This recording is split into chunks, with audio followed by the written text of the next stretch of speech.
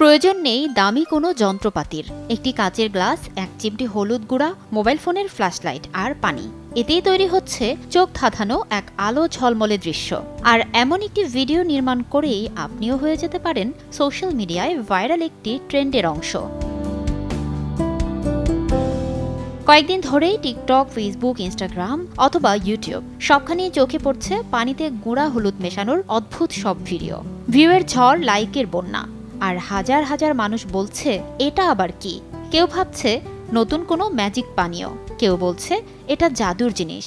কিন্তু আসল সত্যিটা কি তেমনই রোমাঞ্চকর?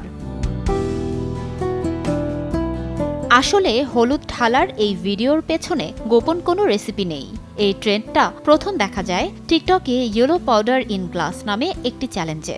14 জুন মালয়েশীয় কন্টেন্ট ক্রিয়েটর পুষ্পা গোমেন টিকটকে একটা ভিডিও ছাড়েন, যেখানে দেখা যাচ্ছে প্রায় অন্ধকার ঘরে পুষ্পা গোমেন গ্লাসের পানিতে গুঁড়া হলুদ ঢালছেন।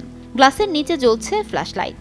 এটা এক ধরনের ভিজুয়াল স্যাটিসফ্যাকশন ভিডিও, যেটা টিকটক আর ইনস্টাগ্রাম থেকে ছড়িয়ে পড়ে এখন বাংলাদেশি সোশ্যাল মিডিয়াতেও ভাইরাল।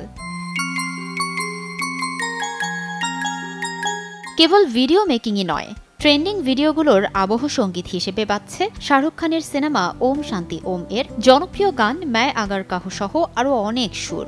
একে বলা হচ্ছে টিঙ্কারবেল টার্মারিক ট্রেন্ড। বলা যায় সামাজিক যোগাযোগ মাধ্যম আপাতত হলুদময়। এখন প্রশ্ন জাগাই স্বাভাবিক, গ্লাসে হলুদ ঢাললেই কেন ভাইরাল হয়? পরিসংখ্যানে এর কারণ হিসেবে বলা যায় এটা সিম্পল, সুন্দর আর চোখ ধাঁধানো।